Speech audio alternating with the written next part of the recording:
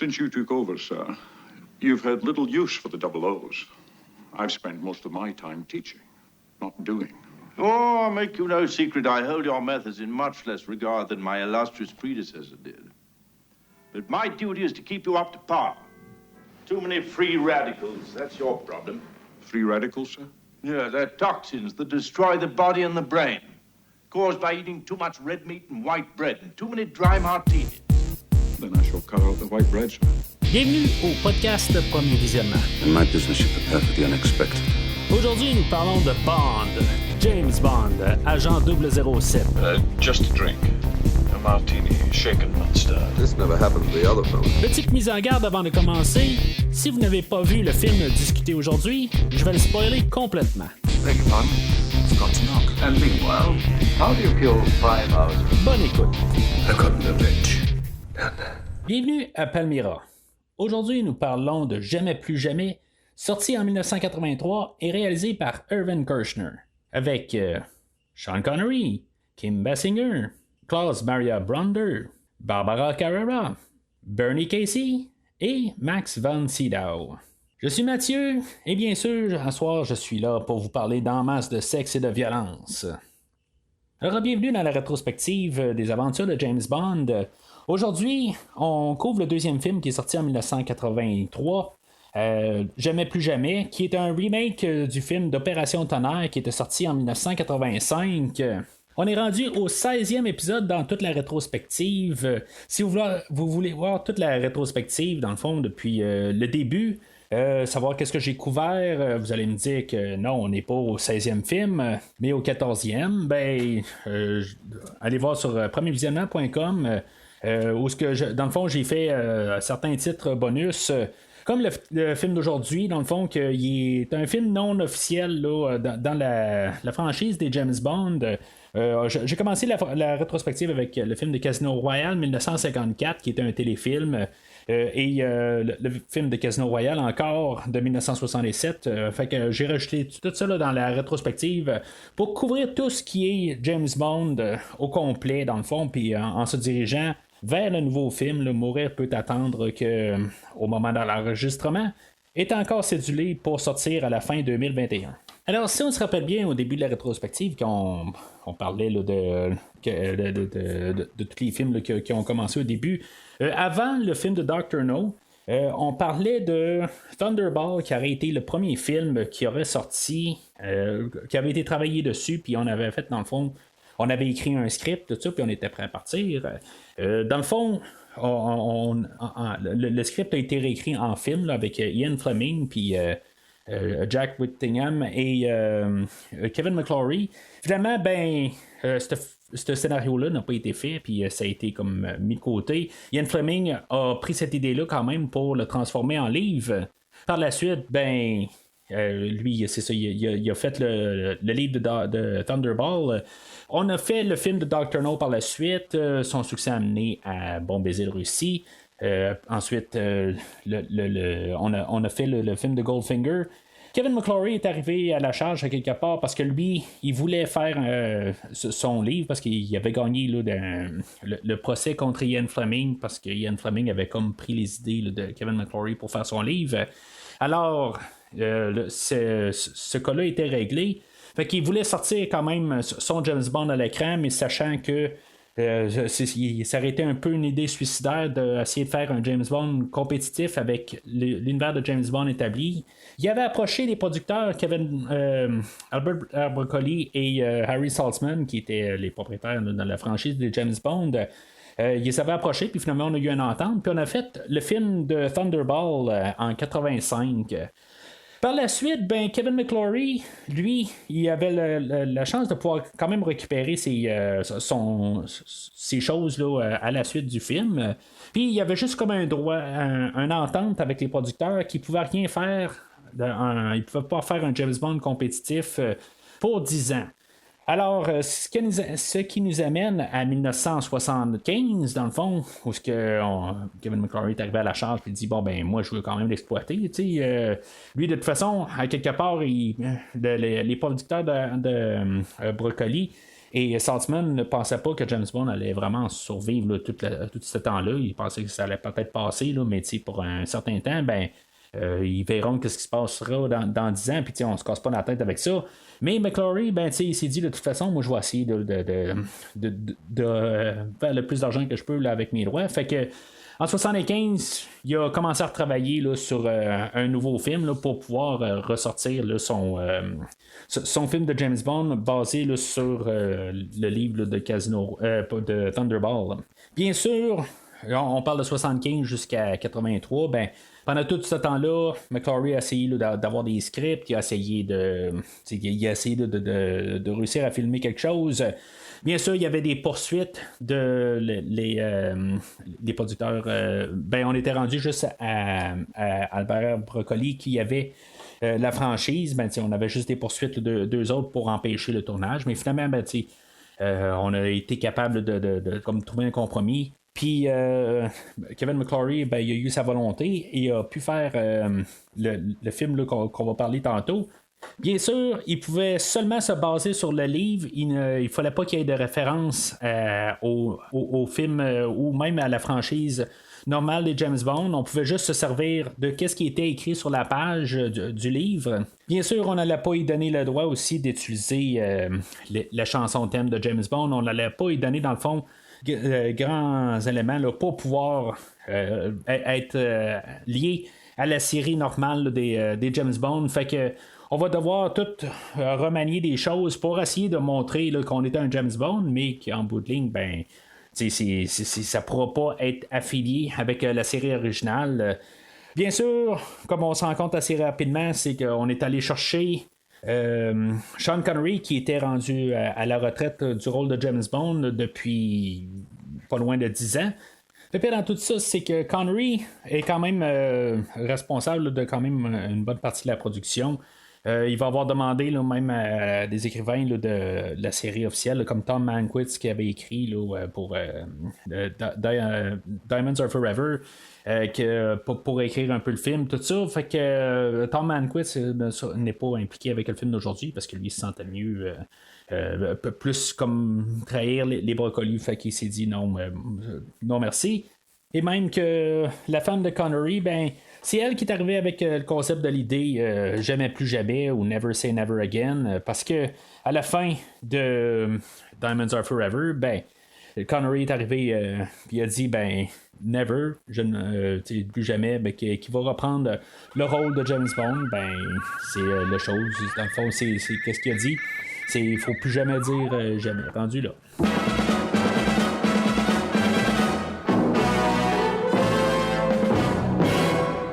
Alors, comme j'ai couvert quand même le livre là, de Thunderball, que j'ai parlé de Thunderball, ou Opération Tonnerre, si vous préférez.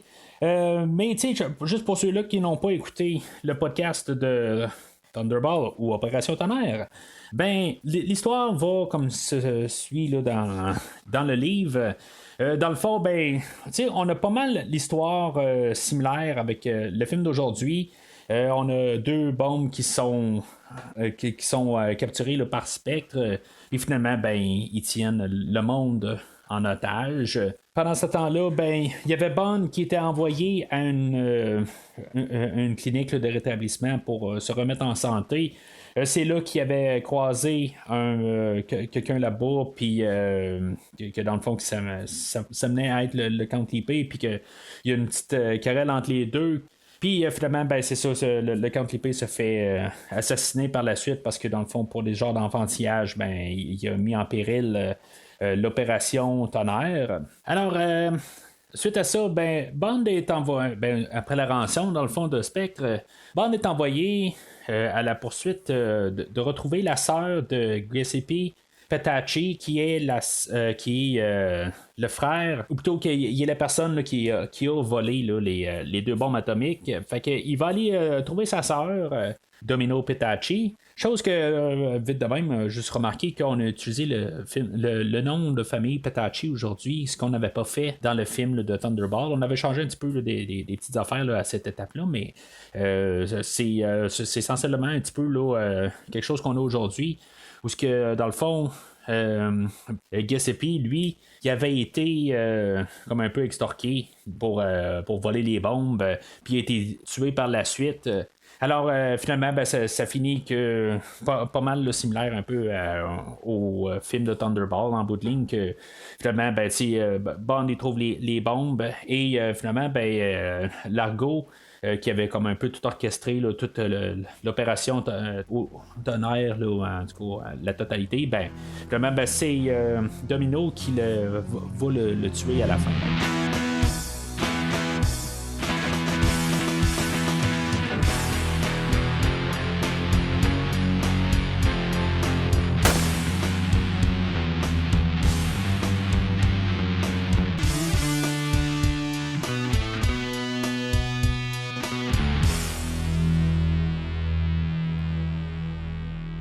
Alors, le film ouvre vraiment pas comme les autres films de James Bond. On a un mur total qui nous a été écrit 007 partout.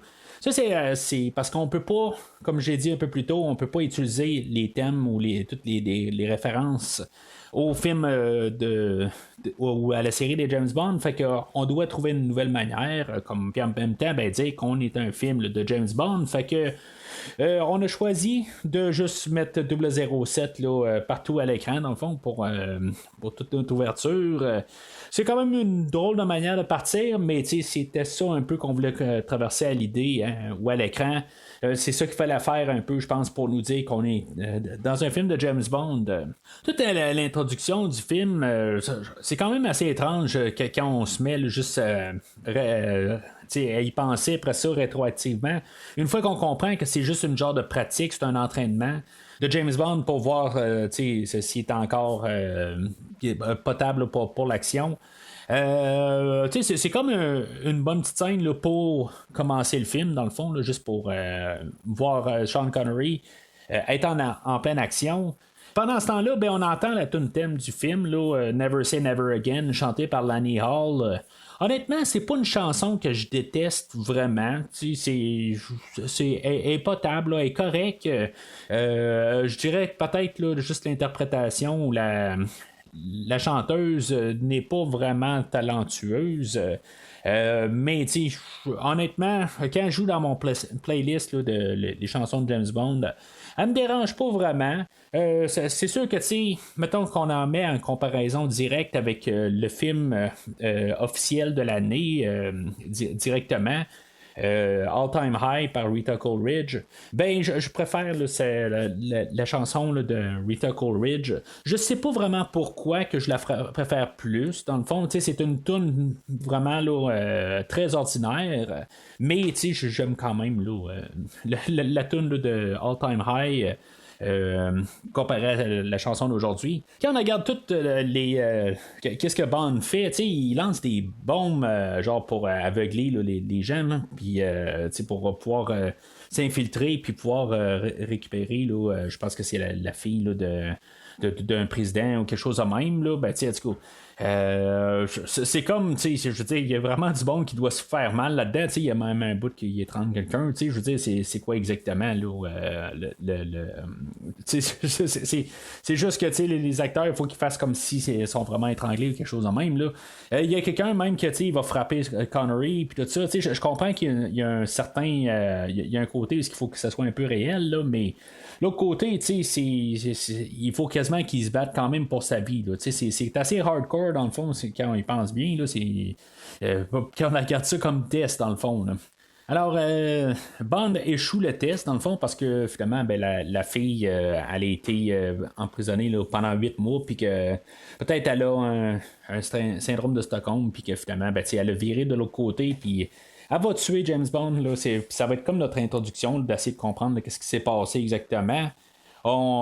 C'est là qu'on va avoir l'introduction là, de M, joué par Edward Fox, qui fait un M qui est quand même très sévère, puis que dans le fond, il aime pas les 00, dans le fond, il trouve que ils n'ont pas leur place, puis ça va être un peu le conflit là, qu'on va avoir là, tout le long du film. James Bond n'aimera pas M du tout. Là, il y a comme un peu un dégoût là, du bureau à cause de ce M-là. Si on parle de Connery lui-même, c'est sûr que Connery a de l'air en forme. Il est rendu là, à 53 ans. Il avait 35 ans dans Thunderball, puis là, il y a comme les chiffres inversés. Il a de l'air beaucoup plus vieux, mais en forme. C'est ça que je pense qu'on va sortir. Il semble être quand même assez content d'être là, même s'il a de l'air être un petit peu trop relax. Il y a peut-être juste ça un petit peu que je vais reprocher un petit peu à sa performance. Il y a peut-être juste un petit peu trop de relaxation dans sa prestation. Mettons on compare directement à Thunderball dans le temps, ben c'est sûr que dans le temps, il y avait peut-être un petit peu plus la flamme là, du personnage, il voulait plus, tout ça. Aujourd'hui, il est un petit peu plus sur l'autopilote. Fait que c'est correct, mais il aurait pu être juste un petit peu plus là, enthousiaste là, peut-être de revenir. C'est juste ça qui manque un peu. Mais quand même, là, je vais dire que c'est mieux que sa prestation qu'il y avait là, dans Diamonds Are Forever. Là. Fait que je suis quand même content là, de le revoir, bien sûr. C'est quand même James Bond, le James Bond connu là, principal. C'est Sean Connery, mettons. Je suis quand même toujours content là, de l'avoir à l'écran. Mais on reste quand même toujours loin là, de les 4 premiers Bonds avec Sean Connery. Fait que suite, dans le fond, à ce qui échoue ce plan-là, là, cet entraînement-là, ben il va être envoyé à une clinique de santé parce que dans le fond, là, son rapport là, de santé disait là, qu'il n'était pas très très en santé, fait qu'il avait besoin là, de se faire envoyer là, puis se refaire une santé. Bien sûr, il est à clinique de santé, puis il s'amène là, de la malbouffe, dans le fond, il s'amène du foie gras, puis de l'alcool, tout ça, c'est James Bond. Mais c'est un petit peu ce que je pense de Sean Connery rendu là. Il est là pour refaire James Bond. Mais en même temps, comme de l'autre côté, il sait qu'il est là pour James Bond, puis les gens vont l'aimer parce que c'est Sean Connery, puis il y en a qui n'aiment pas Roger Moore. Mais en bout de ligne, comme j'ai dit, il est un petit peu sur l'autopilote rendu là. Je veux dire, il va faire ce qu'il a à faire, mais en bout de ligne, il n'est pas là, peut-être là, pour d'un côté les bonnes raisons. Pendant ce temps-là, on a l'introduction là, de Spectre qui revient à l'écran. Faut pas oublier que Spectre n'existe plus vraiment. Techniquement, officiellement, on les a pas vus là, depuis Les Diamants sont éternels, ou on n'a pas vu Blofeld depuis Les Diamants sont éternels. On a vu, on a comme réussi à placer quelque chose, une zone grise au début là, de Rien que pour vos yeux, pour comme couleur le personnage de Blofeld, mais officiellement, c'est pas ça qu'on a fait. On l'a vu juste dans Les Diamants sont éternels. Blofeld est interprété par Max von Sydow, que honnêtement, je respecte beaucoup l'acteur, qui jouait là, dans L'Exorciste, puis on l'a vu là, dans le Réveil de la Force. Puis je veux dire, c'est quand même un bon acteur. Je le respecte beaucoup, mais honnêtement, pour sa prestation de Blofeld, je dirais qu'il y a de l'air trop, je sais pas, il manque de menace un peu, je sais pas, je suis pas très fan là, de Max von Sydow comme Blofeld. Heureusement, il est pas très présent dans le film. Dans le fond, il est là pour faire la menace, mais c'est tout. Il n'y a pas plus, là, dans le fond. On va voir l'introduction aussi là, de Maximilien Largo, qui était Emilio Largo là, dans l'autre version, mais là, on a changé le nom. Là, on a mis comme le nom à jour, dans le fond. Qui est comme plus un Largo qui va vraiment se différencier là, de Adolfo Celli, là, qui le faisait là, dans Opération Tonnerre. J'aime quand même ce nouveau Largo-là, la manière qu'il est interprété. Là, il a peut-être l'air un petit peu plus, pas avoir toute sa tête dans le fond, mais juste la manière qu'on a choisi. On a choisi quelqu'un plus jeune. Puis c'est peut-être un peu là où on prend plus sa menace. Là. Mais il est pas très menaçant de l'autre côté. Là, il a l'air plus un peu cinglé là, que à savoir exactement qu'est-ce qu'il fait. Ça a l'air plus être un. Ben, je pense qu'ils disent que quelque part, là, c'est un psychologue, puis que je veux dire, il y a des doctorats, tout ça, là, je veux dire, c'est plus que ce qu'il donne là, comme image. Plus qu'un chef là, de bandits, puis je veux dire qu'il y a une organisation là, de gangsters ou n'importe quoi là, qu'on avait vu là, dans le film de Thunderball. On va avoir aussi l'introduction là, on n'aura pas Fiona Volpe qu'on avait eu là, dans l'Opération Tonnerre. Ben, elle a été remplacée par Fatima Blush, jouée par Barbara Carrera.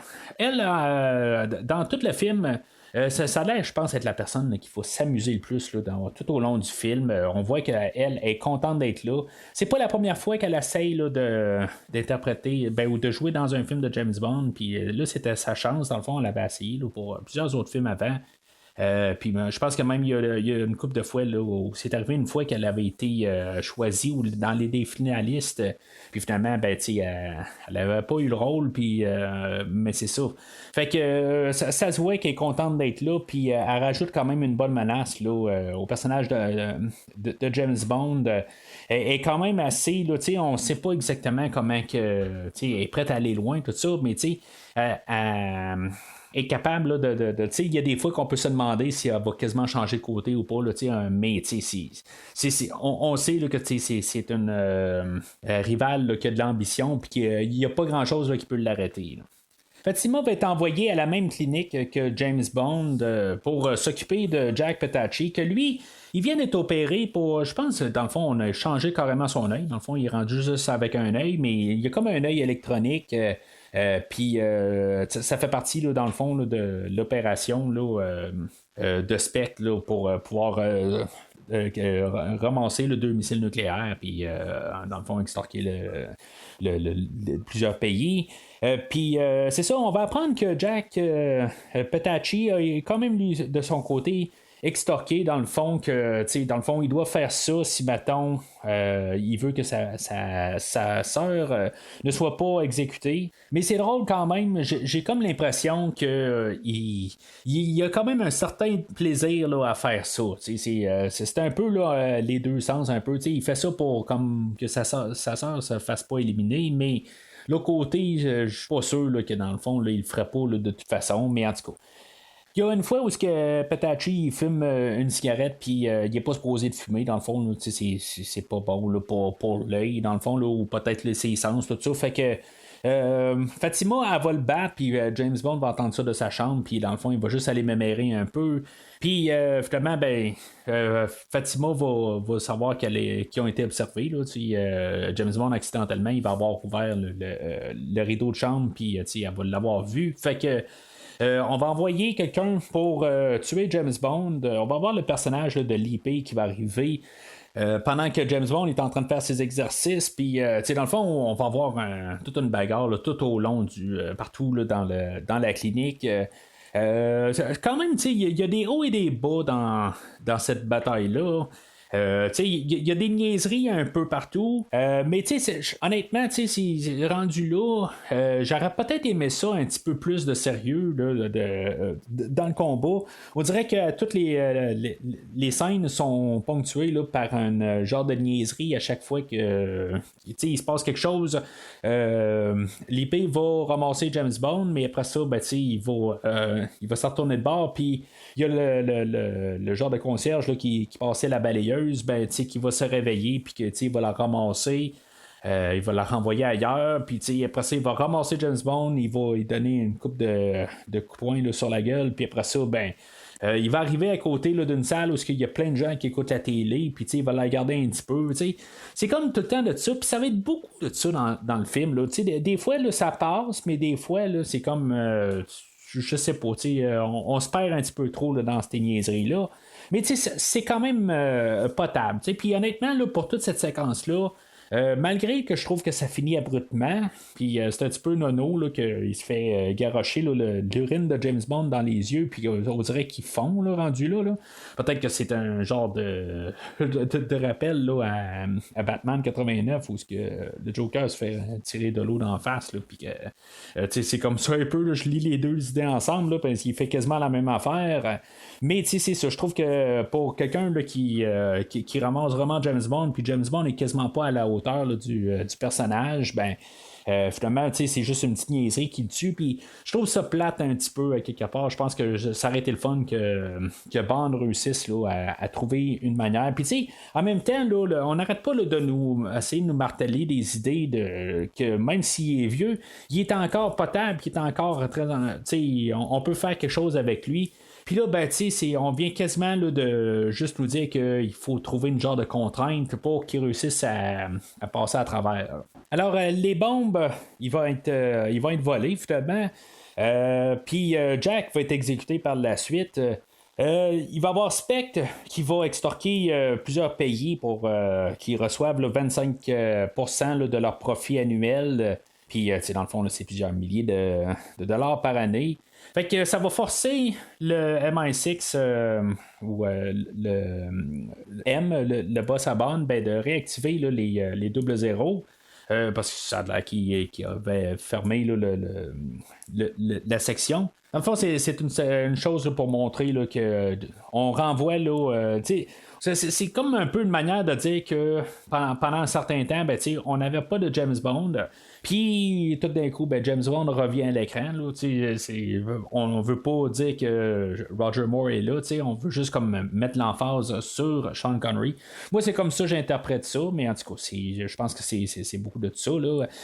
Pour ce qui est de les vols de bombes, c'est sûr que c'est différent que d'Opération Tonnerre. Opération Tonnerre, on avait le personnage, là, l'équivalent là, de Petachi aujourd'hui, que lui avait été remplacé par quelqu'un avec une chirurgie plastique, puis que finalement, il avait dû voler un avion avec les deux bombes. Là, on a. Avec la technologie et tout ça, on peut faire quelque chose un peu différent. Là, on utilise deux. Le personnage de Petachi, lui, il va dans son œil, il y a comme quelque chose encodé là, qui fait que l'ordinateur va savoir que c'est le président qui est aux commandes là, des bombes, puis que finalement, il va les envoyer là, à un endroit pour que qu'ils puissent être repris là, par Spectre. Et c'est correct le déroulement, mais normalement, ça nous force un petit peu à passer à l'original rendu là. Qu'est-ce qu'on a fait là, dans le film original, puis je trouve que quand on les a volés avec les bombes, qu'on avait eu l'assassinat là, de la personne là, Jacques Darval, quelque chose de même là, qui s'appelait, lui, on le tuait là, carrément, puis il se noyait là, dans l'avion, tout ça. Ça manque un petit peu de ça, dans le fond, là, je trouve, dans le film aujourd'hui. C'est un petit peu léger dans le fond là, même quand on tue Jack par la suite, il y a Fatima qui arrive à côté, puis elle tire un serpent là, dans sa voiture, puis la voiture a fait un tonneau, puis finalement il meurt là, puisqu'elle place en plus une bombe là, par-dessus, mais je sais pas, mais ça a l'air plus cheap, je sais pas, le film a été fait là, pour 36 millions. En 83, c'est un petit peu plus là, que qu'est-ce que Opération Tonnerre avait fait, là, qu'est-ce qu'il avait coûté. Il avait coûté 9 millions, mais en 1965. Là, fait que en 83, c'est à peu près 30 millions. Là, c'est un petit peu plus que qu'est-ce qu'on avait fait pour Opération Tonnerre. Mais je sais pas exactement. Là, je trouve que ça a juste l'air juste une petite scène. Puis ça a l'air, je sais pas, on dirait qu'il manque un peu de spectacle spectaculaire. On avait eu une exécution dans Opération Tonnerre où on avait Fiona Volpe qui tuait, a tué le personnage de Count P. Puis elle était en moto, puis elle lançait un missile là, ou une genre de roquette là, sur une autre voiture, tout ça. Il y avait des explosions, tout ça. Puis ça avait l'air beaucoup plus spectaculaire là, qu'est-ce qu'on a, là, juste une voiture là, qui vire à l'envers, puis qui rentre dans un mur de briques. Là. Je sais pas. Je trouve que il manque un petit peu là, je sais pas, de frappe à l'écran. Tout se déroule, là, mais il n'y a rien de spectaculaire. Là. Alors, c'est là qu'on a l'introduction là, de Max Largo, puis sa relation avec Domino. Elle est jouée par Kim Basinger. Que, je sais pas quoi vraiment dire. Honnêtement, je suis pas le grand fan là, de Kim Basinger. Je trouve que, je veux dire, c'est une femme qui paraît bien, mais je trouve que elle est plus belle peut-être pour prendre des photos que comme actrice à quelque part. Elle a peut-être encore un peu elle est à ses débuts là, dans le fond, dans le film d'aujourd'hui. Quand elle va être rendue là, dans Batman 89, je parlais de Batman 89 tantôt, là, mais en tout cas, ça fait une deuxième fois que j'en parle. Mais quand elle arrive à ce film-là, ben, je trouve que je sais pas, elle a peut-être pris le mauvais chemin de carrière, quelque chose de même, mais je pense qu'elle sait que c'est une belle femme, puis elle a l'air d'être juste là pour la photo, puis ça paraît, je veux dire, dans le fond, sa prestation aujourd'hui est mieux que qu'est-ce qu'elle est là, plus tard dans sa carrière. C'est pas une actrice que j'ai suivie ben là, par la suite, dans le fond, là, je l'ai pas vue souvent, là, mais c'est quasiment mon seul point de référence que j'ai avec elle.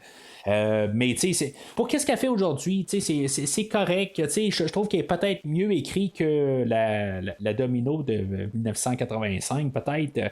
Elle a plus de scènes, puis elle a plus de choses à jouer avec en tant que personnage, mais ça reste quand même Kim Basinger, puis que honnêtement, là, elle n'a pas grand talent d'acteur, là, à part son look. En retournant à Bond, ben, c'est là qu'on va avoir l'introduction là, de Q, qu'on va appeler Algernon là, cette fois-là. Je sais pas pourquoi on a voulu changer de nom, mais en tout cas, on lui a donné le nom d'Algernon. C'est quand même correct. Là, c'est sûr que j'aurais préféré là, qu'on trouve une manière là, d'amener Desmond Llewellyn à reprendre le rôle, mais on a trouvé un autre acteur. Puis c'est quand même correct, mais ça vire que on fait comme un clin d'œil au monde, là, puis en disant que t'étais parti, puis là ben on espère là, que tout va revenir là, au sérieux, puis que je veux dire, tu vas être là, puis tu vas rendre de l'ordre dans la série des James Bond. C'est quasiment ça qui nous dit là, direct à l'écran, mais honnêtement, c'est comme un peu nous le marteler tout le temps, là, puis ça serait le fun un peu là, d'arrêter de dire que tout d'un coup on a Sean Connery, puis on va vous mettre c'est quoi un vrai James Bond, puis mettez-nous un vrai James Bond, puis arrêtez de nous le dire. C'est plus ça là, que je suis rendu à penser, là, rendu à cette étape-là. Il y a même aussi là, la Moneypenny qu'on a. Dans le film d'aujourd'hui, ben, honnêtement, qui est une version inférieure là, qu'on avait là, avec Lois Maxwell. On aurait peut-être dû trouver une manière là, d'amener Lois Maxwell. Mais ça doit être aussi comme Tom Manquit ça dit aussi. Là, eux autres, ils se sentent plus fidèles à Albert Broccoli. Puis je les comprends très bien. Là, c'est pas parce qu'ils mettent une pile de cash sur la table qu'ils doivent partir ailleurs, tout ça. Alors, on se ramasse au Bahamas, puis c'est là qu'on va avoir l'introduction là, de Nigel Spall Fawcett, qui est interprété là, par Rowan Atkinson, ou mieux connu là, sous Monsieur Bean, que lui, il a comme pas rapport du tout dans le film aujourd'hui. Il fait comme, mettons, on nous dit qu'on va avoir un film là, qui revient aux sources avec Sean Connery, ben... C'est comme, je sais pas, lui ne fit vraiment pas dans le film d'aujourd'hui. Il va faire que. Il est pas là beaucoup, mais ça fait quand même que le film va comme un peu virer au ridicule. Puis, c'est trop, là. C'est vraiment trop. Lui, il est là pour donner de l'info là, sur l'argot, puis donner une piste, là, dans le fond, là, à James Bond à suivre. Lui, dans le fond, il veut trouver la sœur là, de Jack Petacci, que c'est lui qui a volé les bombes. Mais en même temps, ben, c'est ça, il est rendu là, ben, il n'a pas reconnu, il ne reconnaît pas Fatima Bloch qu'il a vu là, à la clinique. Puis elle, ben, elle va trouver moyen là, de rentrer en contact avec James Bond. Elle va être sur des skis, puis finalement, ben, elle va s'arranger là, pour tomber là, directement là, dans les bras de James Bond.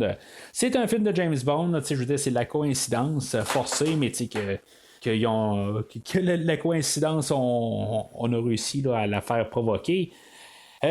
Puis c'est ça, finalement, ben, elle va l'amener en bateau. Puis finalement, ben, ils vont aller faire la plongée sous-marine ensemble.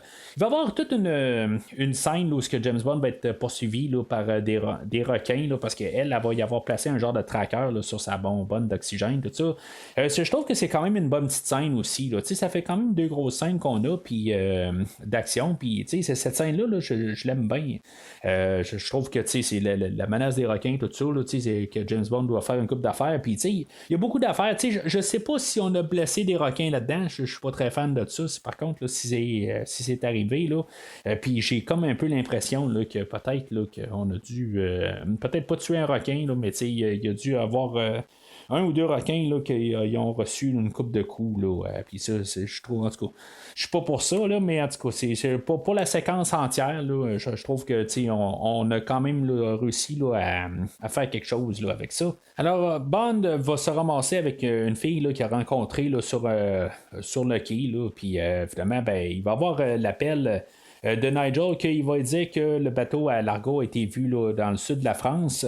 Fait que Bond se ramasse dans le sud de la France, puis c'est là qu'on va avoir quelqu'un qui travaille avec Bond qui s'appelle Nicole, que dans le fond, on va servir à pas grand-chose. Puis on va avoir l'introduction là, à Felix Leiter. C'est quand même une couple de films là, qu'on n'avait pas vu Felix Leiter. Souvent, là, c'est quelqu'un qui aidait James Bond, mais Felix Leiter, je crois que ça revient juste au film là, de Vivre et laisser mourir, le premier avec Roger Moore. Là, fait que là, de l'avoir interprété là, par Bernie Casey, lui, il a comme pas de l'air d'être dans le bon film, honnêtement. C'est comme il en met un petit peu trop, mais j'ai pas de problème du tout avec lui tout le long du film. Je trouve que il rajoute comme un petit côté dynamique au film. Bernie Casey, c'est un joueur de football. Honnêtement, je suis pas le football du tout, là, mais je fais juste le dire que il n'y a pas grand talent d'acteur, honnêtement. Là, on voit qu'il n'est pas tout à fait là, en synchronisme avec les autres. Là, il en fait peut-être trop. Mais il me dérange pas, là, mettons, au même point là, que Rowan Atkinson me dérange là, quand on le voit à l'écran. Là. Puis pourtant, je veux dire, j'aime bien Rowan Atkinson là, dans les Mr. Bean, tout ça, là, j'ai aucun problème. C'est juste que dans le film aujourd'hui, il ne fit pas. Là. Alors, on va espionner là, le bateau à Largo, puis James Bond va en profiter là, pour essayer là, de rentrer en contact avec Domino. Il y a une scène là-dedans où ce qui est vraiment là, malaisante, où ce que Bond va infiltrer là, un salon de massage, puis qu'il va aller masser Domino. Puis, tu sais, en bout de ligne, là, oui, elle dit là, comme de le masser plus bas, puis des affaires de même, là. Mais, tu sais, il n'y a pas d'affaires là. Puis, tu sais, c'est comme, après ça, ben, elle va en faire un sourire. Après ça, que Bond va partir. Puis, tu sais, c'est comme, c'était donc cute, tout ça. Mais en bout de ligne, là, tu sais, mettons que c'était plus dans la vraie vie, ben, tu sais, ça aurait été un petit peu pervers, on s'entend. Je trouve vraiment un peu comme cette affaire-là déplacée. Là. Ça serait fait aujourd'hui. Là, je pense pas là, qu'on pourrait mettre ça. Là. Je verrais pas Daniel Craig faire ça là, dans une scène. Là. Le soir même, ben, Bond va se ramasser à un casino où Largo est comme à l'honneur, puis il fait un genre de charité, là, que dans le fond, quand il perd de l'argent, ben, ça va tout à une charité. On va voir Largo, puis Domino à cet endroit-là, puis Bond ben, va essayer là, de s'approcher de Domino là, pour essayer d'y expliquer un peu là, c'est quoi l'affaire là, en bout de ligne, que son frère a été tué, puis tout ça. Il va y avoir on va voir qu'on est rendu là, quand même là, dans les années 80, où ce qu'on va voir là, des machines d'arcade, tout ça, il ça fait juste rapporter un peu là, à l'époque, tout ça. Je trouve ça, c'est quand même un peu là, d'actualité. Là, c'est quand même. C'est pas nouveau, mais c'est quelque chose là, qui commençait tranquillement. Là. On va avoir quelque chose, par contre, là, qui est comme futuriste, là, qui est comme à la fine pointe de la technologie, quasiment jusqu'à aujourd'hui, là, où les deux vont être assis au bout là, d'une table, là, chacun de leur côté, puis que finalement, ils vont jouer un jeu là, de domination de la Terre, tout ça, puis que finalement, Bond va prendre le dessus sur l'argot là, à la 4e manche. Là. C'est sûr que c'est juste deux personnes qui jouent à un jeu vidéo, tout ça, mais j'aime quand même un peu cette scène-là. Puis c'est sûr qu'elle a très mal vieilli. Là, je veux dire, les graphiques ne sont pas très très beaux, mais j'aime quand même un petit peu là, les jeux d'acteurs là-dedans, là, un peu qu'est-ce qu'ils font, tout ça. C'est sûr que c'est deux personnes qui sont assises et font juste des réactions, là, mais je trouve un peu juste pour placer un peu nos personnages. De même l'introduction, là, que quand Bond il rentre au casino, puis il y a le gars à la porte, puis qu'il veut arrêter Bond, puis Bond va juste enfermer là, le gars à la porte là, dans une petite salle fermée, là, puis il va y faire à croire là, que genre son porte, sa boîte à cigarettes, là, genre c'est une bombe, tout ça, puis le gars il bougera pas de là, puis quand Bond va sortir, il va la ramasser comme si de rien n'était. Là, c'est quand même assez drôle. Mais c'est ça, puis en même temps, juste pour voir la confrontation avec l'argot, je trouve que c'est quand même le fun un peu là, de voir un peu là, de conflit entre les deux personnages. Puis Bond, il peut pas se faire. Il perd pas là, pendant le film. Il y a toujours une solution là, pour sortir là, vainqueur là, de chaque solution. Je pense qu'il y a juste dans l'introduction, dans le fond, là, que James Bond se fait avoir, puis c'est tout. Mais c'est ça, quand même d'un autre côté, c'est pas toujours des victoires clean, là, comme j'ai dit avec l'IP. Je dis qu'il se fait. C'est comme juste parce qu'il fallait que éventuellement là, que ça faisait 3-4 minutes là, qu'ils se battaient. Là, le combat devait terminer. Là, c'est pas une vraie victoire. Puis en tout cas, c'est un peu là, on va se racheter un petit peu là, avec qu'est-ce qu'on a là. Mais il est assis à une table, puis il joue un jeu vidéo, puis il se bat pas pour sa vie. Là, fait que c'est un genre de compromis à quelque part, là, juste pour peut-être un peu utiliser là, la réalité là, de l'âge à James Bond. Moi, je danse pas, puis je suis pas un fan là, de films de danse, tout ça. Mais là, on nous montre un tango avec Domino et James Bond. Je veux dire. Comme je dis, là, je ne ferai pas ces danses, tout ça. Mais pour une scène de tango, j'aime toujours un peu le principe là, de cette danse-là, tout ça. Mais honnêtement, je pense qu'il manque quelque chose. Là. Je me dis, on aurait pu faire quelque chose de plus spectaculaire. Mais on a juste comme laissé ça aller. Là. On veut juste que les deux personnages se parlent. Mais je trouve que c'est une genre d'opportunité manquée de pouvoir avoir fait quelque chose là, avec ce tango-là. Puis je trouve qu'on a juste passé à côté. On a juste dit qu'on fait ça de même. Le réalisateur, Irvin Kershner, si ça sonne pas de cloche, c'est lui qui a fait une des plus grandes suites là, de l'histoire du cinéma. Robocop 2, non, c'est pas vrai. L'Empire contre-attaque.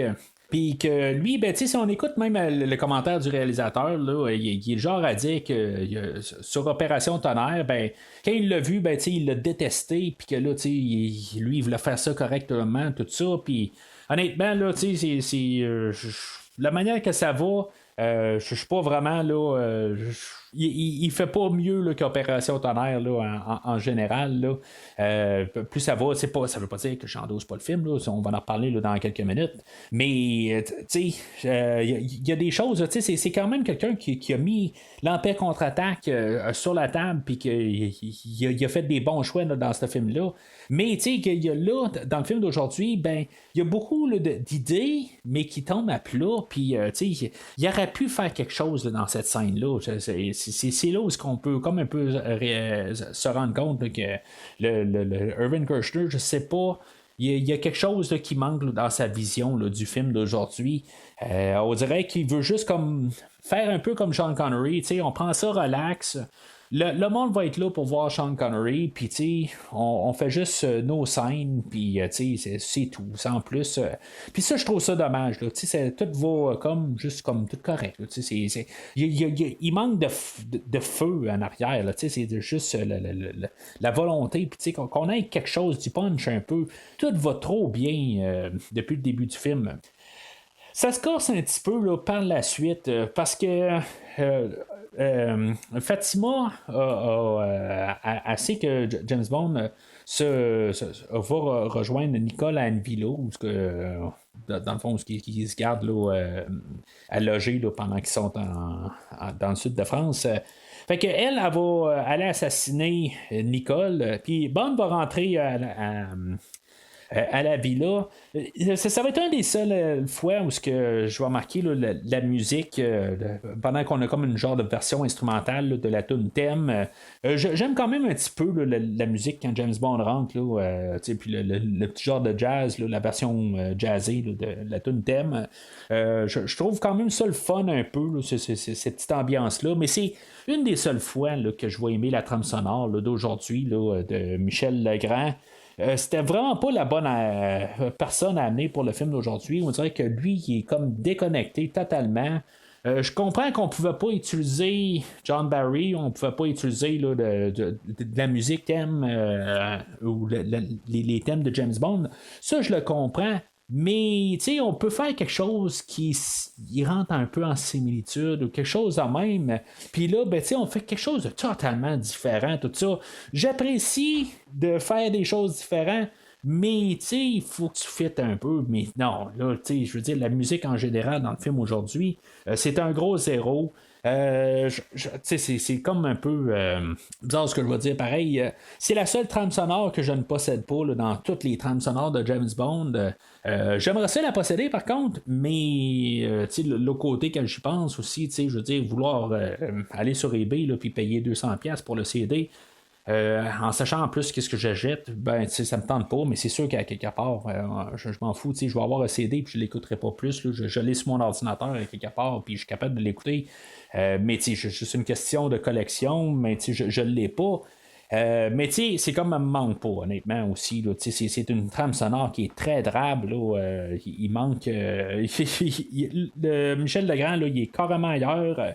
Rien contre lui personnellement, mais il est pas. Pour le film d'aujourd'hui, là, il n'est rien. Là, il n'est pas un atout au film. C'est ça, je parlais un peu là, de choses là, qui manquaient un peu de punch. Par contre, c'est là où Bond va poursuivre Fatima là, en moto. C'est une très bonne scène d'action. Par contre, là, c'est comme le haut point là, du film aujourd'hui. Étrangement, on n'aura pas de musique là, dans cette scène-là, à part à la toute fin. Encore de la musique qui a comme pas rapport tout à fait avec le film, là, mais ou avec les James Bond plutôt. Mais toute la poursuite de moto, on a une moto qui est un peu une forme d'Aston Martin, si on veut, là, il y a quelques gadgets dessus. Puis en même temps, ça nous permet là, de mettre un casque sur la tête à James Bond, puis que on sache que c'est pas Sean Connery là, qui fait les cascades, mais ça permet quand même là, d'avoir certaines libertés. Fait que cette poursuite-là, elle va se terminer là, dans un genre de hangar, puis on va avoir un face-à-face là, avec Fatima. James Bond va rester assis tout le long. C'est pas un gros combat, pas que je voulais vraiment voir là, Fatima se battre là, avec James Bond. Là, je voulais pas vraiment voir ça. Parce que je suis pas mal sûr que dans le fond là, que Fatima aurait probablement planté James Bond. Là, je suis pas mal sûr de ça. Adler est quand même assez capable de se défendre, là, puis pouvoir. Pas que James Bond n'est pas capable, là, mais en tout cas, j'ai pas mal l'impression là, que ça serait Fatima qui réussirait à ramasser James Bond, puis assez facilement. Ça va se terminer, dans le fond, que James Bond va essayer de jouer avec l'orgueil de Fatima, puis que finalement, il va trouver moyen là, de sortir son crayon qui avait été donné là, par Q un peu plus tôt.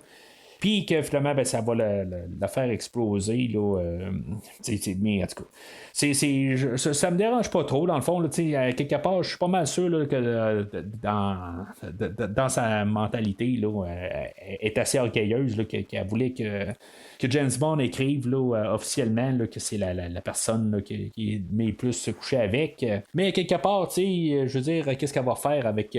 C'est un genre de papier journal là, qu'elle va écrire, que James Bond allait écrire dessus, tu sais. Je sais pas, tu sais, elle allait montrer ça à Largo après ça, ou je sais pas, tu sais, elle allait garder ça là, dans son, je sais pas, dans sa table de nuit, là, en tout cas, là, je vais trop loin, là. La scène elle va se finir où que Félix va arriver sur place. Là, dans le fond, il disait qu'il était juste à côté puis il regardait ce qui se passait. Là. Il savait que James Bond allait sortir de là. Mais en tout cas, c'est un petit peu... je sais pas. C'est juste que comme tout le monde sait que le film est juste comme sur l'autopilote. Puis qu'en bout de ligne, là, tout va bien terminer, normal. Tout ça. Même les personnages le savent. Là.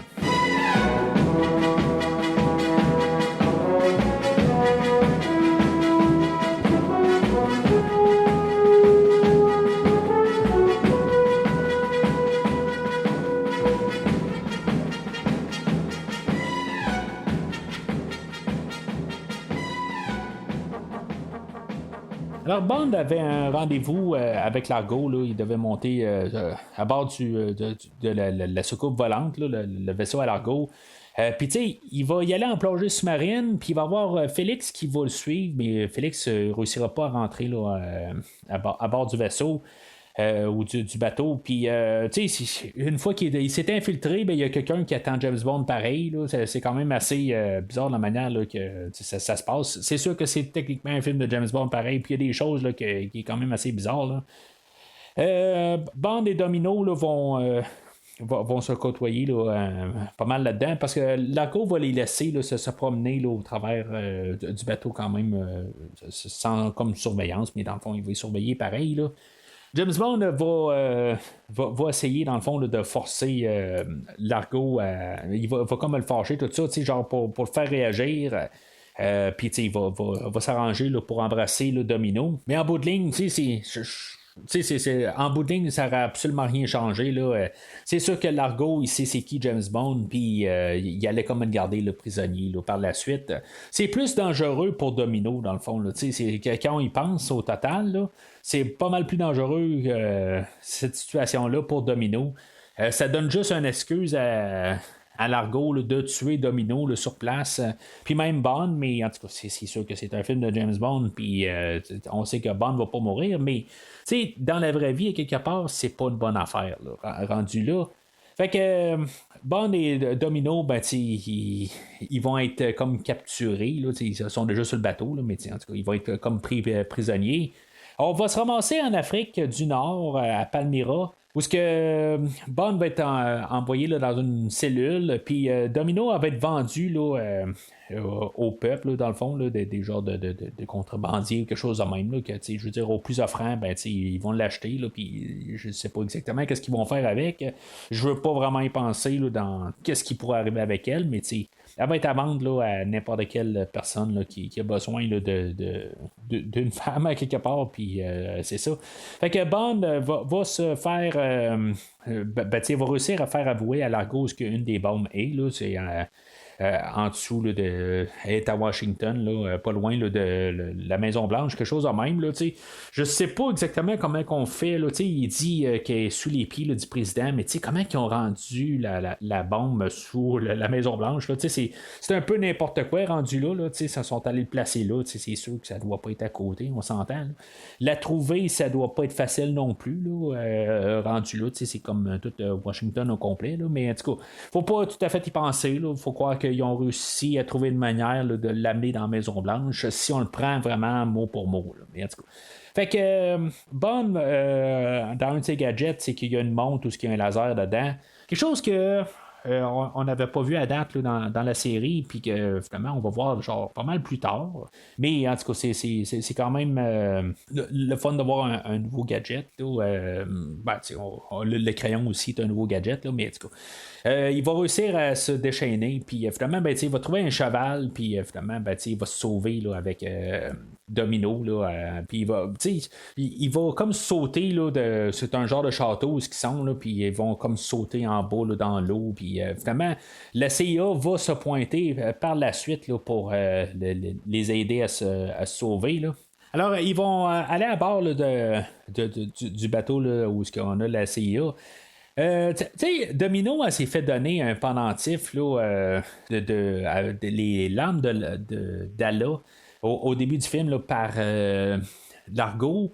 Je me dis, à quelque part, avec tout ce qu'elle a fait, puis aussitôt qu'elle a su qu'il a tué son frère ou il a fait tuer son frère, elle a quand même gardé le pendentif sur elle. Je peux pas croire à quelque part qu'elle l'a gardé. Là.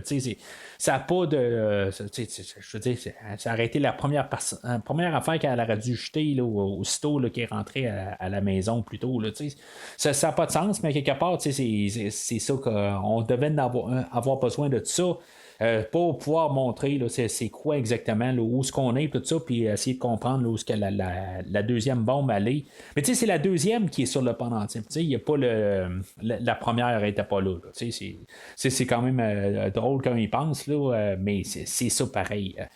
Fait que ils vont sortir du sous-marin en genre de. Je sais pas si c'est un genre de clin d'œil au jetpack qu'on avait vu au début là, de Thunderball, mais on va avoir Félix et Bond qui vont sortir là, dans une genre de petite cabine volante là, qui est propulsée là, avec des moteurs. Puis, pas juste arriver sur le bord, sur une petite plage, pour pouvoir plonger dans l'eau, puis aller retrouver là, Largo, puis sa gang avec la deuxième bombe. Je sais pas, ils partent dans l'eau pour aller rentrer dans l'eau plus tard, plus loin, je sais pas exactement, c'est comme bizarre un peu, là. Fait que ils se ramassent dans un genre de temple souterrain là, pour aller chercher la bombe, là, la deuxième bombe, tout ça. Puis on va avoir une fusillade un peu, mais honnêtement, là, la fusillade elle tombe très à plat. Pas une finale, il y a genre 5 agents là, de la CIA, puis genre il y a 5 personnes là, du côté là, de Largo. Là, je sais pas, il manque de peuple. On a eu des James Bond depuis ce temps-là. Puis même avec Sean Connery, on a vu que 2 fois où on avait une grosse bataille à la fin. Puis par le même réalisateur, Louis Gilbert, on a eu L'espion qui m'aimait, puis on a eu Moonraker, puis on avait des scènes spectaculaires avec, je sais pas, toutes sortes de places. Là, on a des ninjas, des fois on a la CIA, puis on a toutes sortes d'affaires là, dans ces films-là, puis on tombe juste avec genre 5 contre 5, puis ça finit comme, je sais pas, il manque quelque chose, il manque de punch, il manque de grandiosité là, pour la fin. Fait que la deuxième bombe est activée, puis Largo va se sauver avec cette bombe-là. Il va rentrer dans l'eau, puis finalement, le moyen qu'il prend pour sortir, il va s'écrouler. Fait que Bond doit faire le tour. Dans le fond, il va juste être tiré de là, puis il va sauter dans un puits, puis il va tomber directement à côté de Largo. C'est comme juste comme prendre la manière longue là, en bout de ligne. C'est juste pour quasiment rajouter du temps. Parce que dans le fond, ça n'empêche pas que genre 1 minute plus tard, on a Bond qui se bat contre Largo. C'est quand même correct là, comme finale, dans le fond, là, les deux personnages se battent. Je trouve que c'est peut-être mieux que ce qu'on avait eu là, dans Opération Tonnerre, où on avait Bond qui il se battait là, sur le pont du Disco Volante, le bateau à Largo, puis qu'on voyait là, juste sur des projecteurs arrière là, des rivages, tout ça, puis c'était complètement ridicule là, comme finale, mais c'est peut-être un peu mieux comme combat, mais c'est comme quand Domino arrive de nulle part pour tuer Largo, je sais pas, on sait que ça va arriver, mais c'est juste n'importe quoi là. Fait que Largo est mort, puis Bond avait été approché, puis on avait comme pu comprendre un peu que Bond était pas mal tanné là, de M pendant tout le film. Fait que Bond a donné sa démission ou était à la retraite. Puis là, il est heureux là, avec Domino. On le voit sur le bord de la piscine, tout ça, il garde comme un peu ses manies là, de boire de l'alcool, puis tout ça, puis il est juste bien dans le fond. Puis on a une dernière apparition là, de Nigel Fawcett Small qui arrive là, pour genre supplier là, James Bond de revenir, mais que finalement c'est comme un genre de clin d'œil réel dans le fond où ce que Sean Connery répond jamais, puis dans le fond c'est comme qui s'est passé là, techniquement là, hors caméra après Diamonds Are Forever où ce qu'il avait dit jamais, puis on se dit que peut-être que James Bond pourrait revenir là, avec Sean Connery, là, mais c'est un clin d'œil, puis c'est ça qu'il nous fait à l'écran aussi, là, il nous fait un clin d'œil. C'était comme un côté, une belle manière de finir, je pense, là, dans le fond, parce que ça représente le film au complet, c'est comme juste nous faire un clin d'œil à quelque part. Puis là, on va nous relancer là, la tune thème là, du film. Honnêtement, là, la version, on la entend comme pareil comme au tout début, mais elle va se terminer avec une genre de version instrumentale. Puis honnêtement, j'aime beaucoup cette version instrumentale là qu'on entend là, à la fin, toute fin là, du générique, quand on écoute le générique au complet.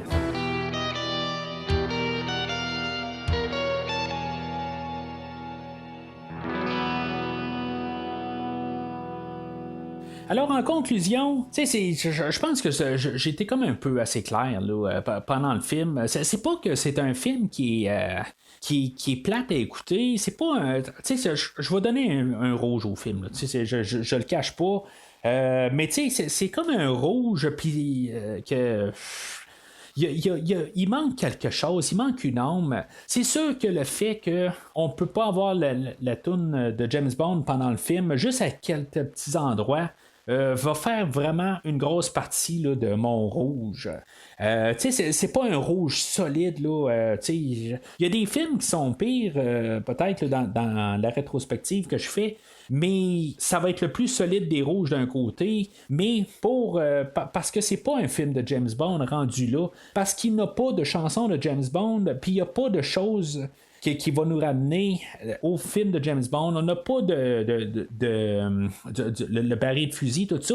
Des affaires de même, on n'a pas ça, puis c'est des affaires qui manquent. Oui, je sais quand on va arriver à l'époque Craig, on n'aura pas vraiment là, on va avoir joué avec la formule, mais on va avoir quand même ces éléments-là, tout ça. Là, on n'a absolument rien de ça. Ce film-là pourrait s'appeler Jamais plus jamais, mais avoir un autre personnage qui s'appelle John McClane, Clint Eastwood, n'importe qui, ça ferait la même affaire parce qu'il n'y a pas son identité correctement à James Bond.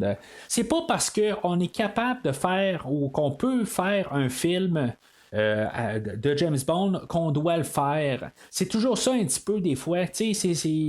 On devrait des fois penser ça quelque part là, quand on fait un film. C'est pas parce qu'on peut le faire qu'on doit absolument le faire. Puis c'est la règle là, de Jurassic Park. Je sais pas. C'est pas une raison de faire un film. Puis c'est ça. C'est surtout que si maintenant on veut faire un film ou refaire un film puis on se dit bon ben on peut le faire, ben essayer de faire quelque chose de dynamique, de quelque chose on va pouvoir arriver puis on va dire à Thunderball ben James Bond est revenu puis il nous a vraiment montré qu'il y avait une raison de revenir puis le vieux film de Thunderball, ben, il est pas à la hauteur de ce qu'on nous a donné, mais c'est ça, on n'a pas cette idée-là. La plupart de tous les films de Roger Moore vont être bien supérieurs à ce qu'on a aujourd'hui. Ben, évidemment, j'ai donné quand même plusieurs verres ou de jaune, tout ça. J'ai endossé là, quand même les films de Roger Moore à un certain degré, plus que ce qu'on a aujourd'hui. Mais, comme je dis, le film d'aujourd'hui a perdu son identité de James Bond, puis possible je devais arriver puis dire écoute un film de James Bond, ben c'est sûr et certain que celui-là, là, il va être en bas de la pile, juste par le fait qu'il n'est pas un film de James Bond, puisqu'il manque tous les éléments. C'est sûr qu'il y a des choses qui sont quand même correctes. Il y a la scène de moto, puis il y a le combat là, dans la clinique, tout ça. Il y a toutes des petites affaires là, qui sont quand même plaisantes à écouter.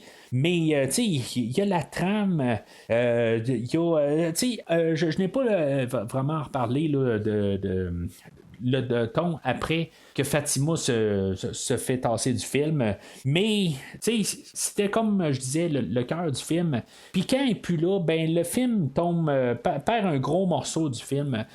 L'argot est quand même capable de continuer un peu. Il y a une certaine partie là, de présence dans le film, mais c'est pas Fatima qu'on avait là, pour les 2 premiers tiers du film. Fait que la dernière demi-heure, 3/4 d'heure du film est pas mal plus long et pas mal. Il drague pas mal. Là. Fait que. C'est un rouge, là. Puis, il n'y a aucun moyen là, que ce film-là là, vire en vert. Alors, c'est pas mal tout pour aujourd'hui. Le film, dans le fond, on a passé proche là, d'avoir une 3e version là, de Opération Tonnerre dans les années 90. On allait travailler avec Timothy Dalton. Quelque chose qui aurait pu être assez intéressant, dans le fond, là, d'avoir Timothy Dalton reprendre l'histoire. Peut-être que ça aurait été une bonne affaire, justement.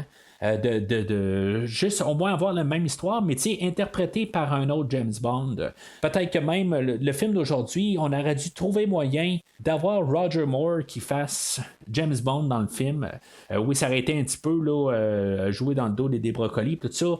Mais peut-être qu'on aurait pu essayer là, de faire pareil comme Opération Tonnerre, puis s'entendre avec Kevin McClory, puis faire un film officiel. Je pense qu'on aurait pu faire quelque chose. On n'aurait pas dû juste arriver là, puis juste essayer là, de juste tirer des choses, là, la couverte du côté des brocolis. Brocoli aurait dû arriver puis dire bon, ok, c'est beau, tu peux le faire, ben on va le faire en partenariat, mais c'est pas ça qui s'est passé. Puis malheureusement, c'est pas. Ok, c'est une victoire pour les brocolis, pareil, parce qu'en bout de ligne, financièrement, ça va être Octopussy qui va gagner sur le film. Mais ultimement, qui est perdant, ben, c'est nous, c'est les fans de James Bond, qu'en bout de ligne, on a un produit qui aurait pu être beaucoup plus supérieur. Si, mettons, on s'aurait tenu un peu, puis on aurait essayé de faire quelque chose, là, tu sais, juste. Des fois, là, c'est juste des contrats, puis des affaires de même, mais on aurait pu juste essayer, puis dire, enterrer la hache de guerre, puis faire un bon film. Puis, c'était pas loin, là. On n'était pas très loin de tout ça. Il y avait juste quelques petites affaires un petit peu à changer, puis ça aurait pu être vraiment quelque chose de respectable. Alors, comme j'ai dit, ben, prise 2, c'est fini pour aujourd'hui. Au prochain épisode de James Bond, on va parler du dernier film de Roger Moore. Bien entendu, ben, Christophe Lassens va me rejoindre. On va fermer toute l'ère Roger Moore, incluant le film d'aujourd'hui. On va tout fermer ça. Savoir les hauts et les bas, tout ça, qu'est-ce qui était mieux, tout ça. Mais c'est ça qu'on va parler là, au prochain épisode de la semaine prochaine. Mais entre-temps, ben, n'oubliez pas là, de suivre le Premier Visionnement sur Facebook et Twitter. N'oubliez pas de commenter sur le film d'aujourd'hui. Si vous avez des opinions, si maintenant vous préférez le film d'aujourd'hui à Opération Tonnerre, ben, laissez-nous le savoir. C'est toujours le fun là, d'avoir quelqu'un là, qui est capable d'avoir des bons arguments, tout ça. Puis, tu sais, c'est pas que vous avez pas raison, là, tout ça. Tu sais, je veux dire, les opinions sont là pour être partagées, puis qu'on en discute. Plus on en parle, plus c'est le fun.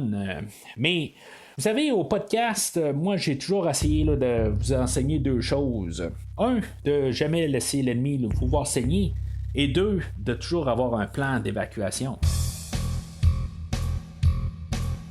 He blew a fuse. Merci d'avoir écouté l'émission d'aujourd'hui. J'espère que ça vous a plu. We have an old saying too, Yogi, and you're full of it. Rendez-vous la semaine prochaine pour parler James Bond dans le prochain film de la rétrospective. Well, we wouldn't want that, would we? Ou rendez-vous sur premiervisionnement.com pour écouter d'autres rétrospectives dont John Wick, Star Wars, Halloween et les films de l'univers DC incluant Batman, Superman, Wonder Woman et bien d'autres films. That depends on your definition of safe sex. Vous pouvez écouter Premier Visionnement sur toute plateforme de balado-diffusion, dont Podbean, Spotify, Google Podcasts, Stitcher, Pocket Casts et bien d'autres. Take a giant step for mankind. Prenez soin de vous et rendez-vous au prochain épisode. Keep my martini cool.